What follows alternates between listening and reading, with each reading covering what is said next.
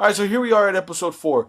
The family is now kind of trying to go about their business. They show them doing kind of regular activities. The son, Nick, is swimming in a pool.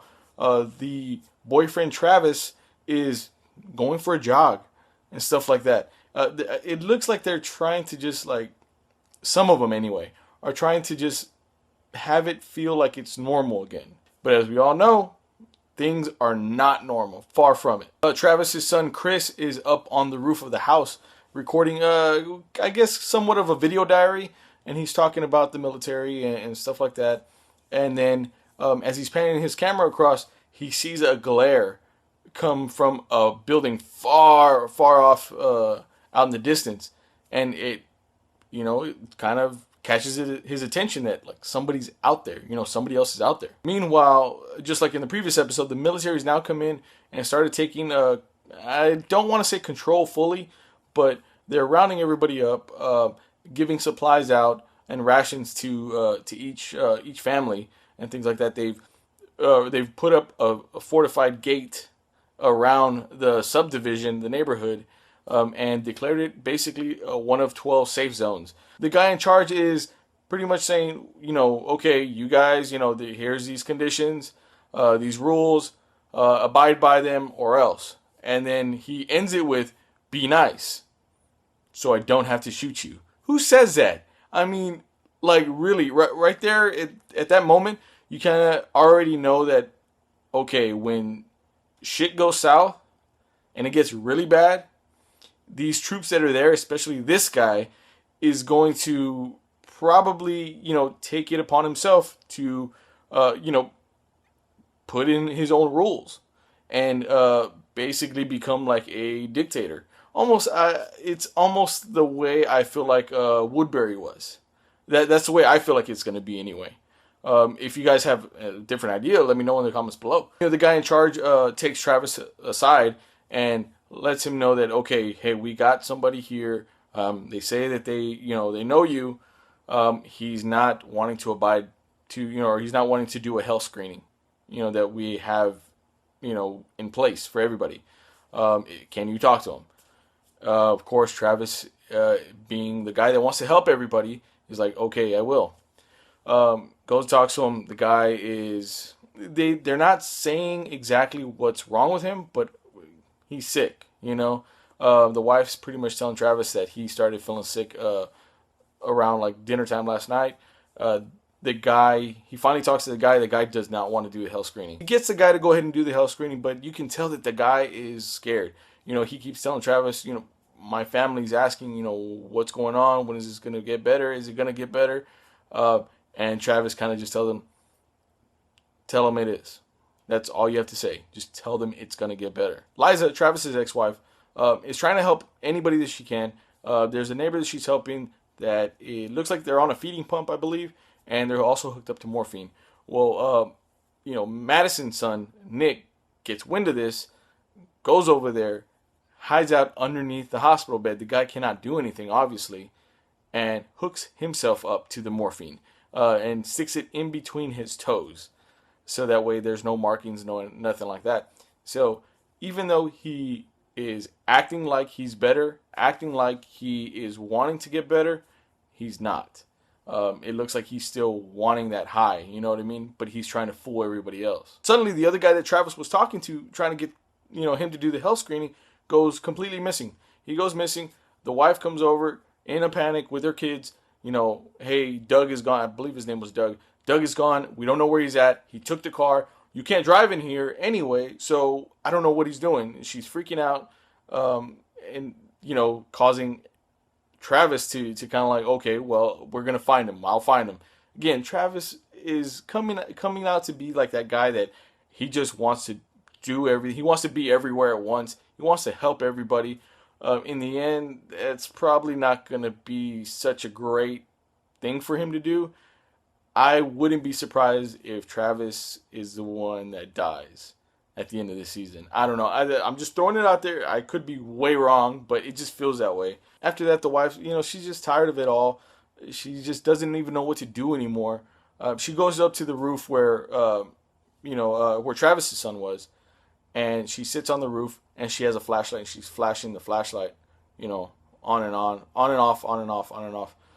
And then in it at that distance, she notices a light go on and off, on and off, on and off at that same building that Travis's son was looking at. Madison, after that, the next day, I believe Madison goes ahead. She sneaks out. She sneaks out of the gated area. She, snips the gate, goes through, and she is pretty surprised to see, there's a street, a main street, and it is just filled with dead bodies. There are just dead bodies everywhere. And, she looks at one of them, or a couple of them actually, and they don't look sick. They don't look like they were turned. They don't look like they were infected. They look like they were civilians.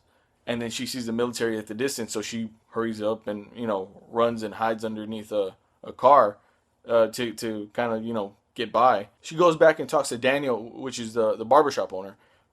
And, he's asking, what did you see out there? She tells him pretty much all the stuff that's going on out there and what she saw.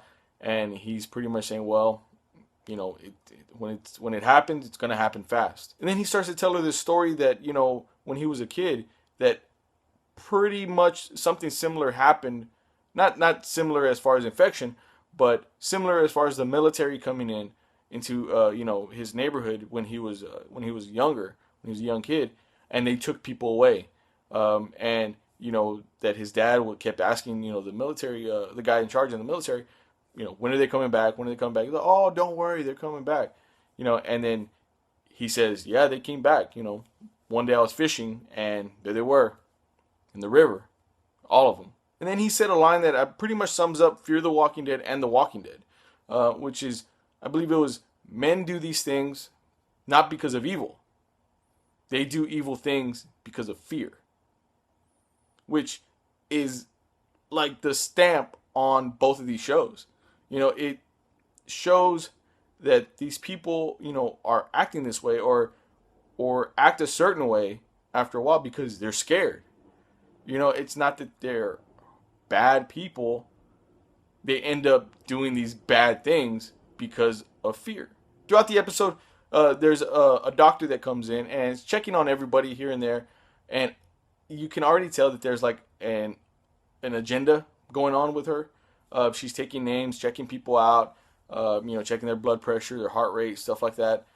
And then, she tells Daniel that, they're going to take his wife to a military hospital or military facility for help, for treatment, because if not, she's going to lose her leg. And Liza is with them, and she kind of is persuading these people, okay, yeah, maybe you should go. And Daniel's like, okay, well, I'm going to go with you. That's my wife.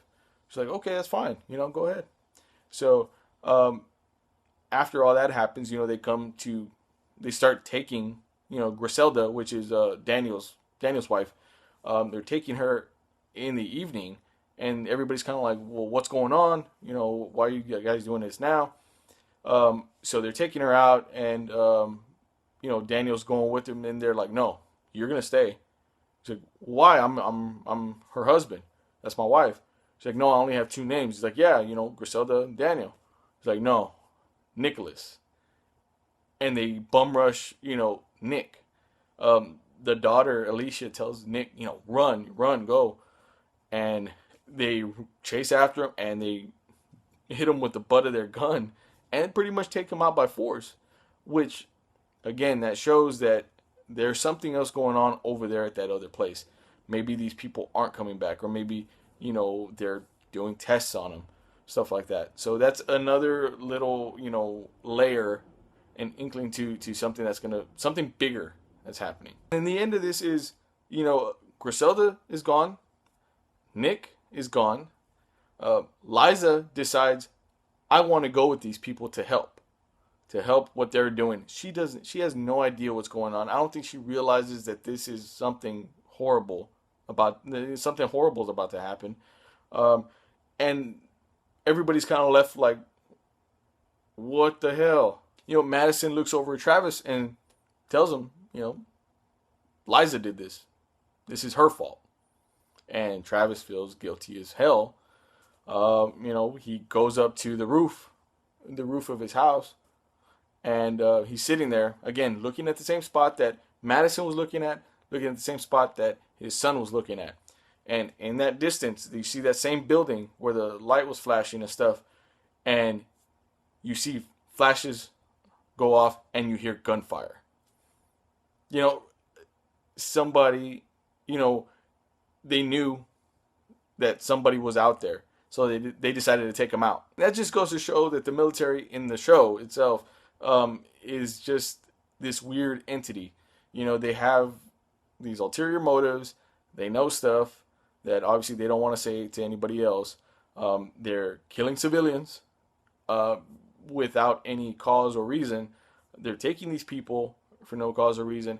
They're not answering any of the civilians' questions, like, when is the power coming back on? When are we getting phones again? When are we getting more food? Things like that.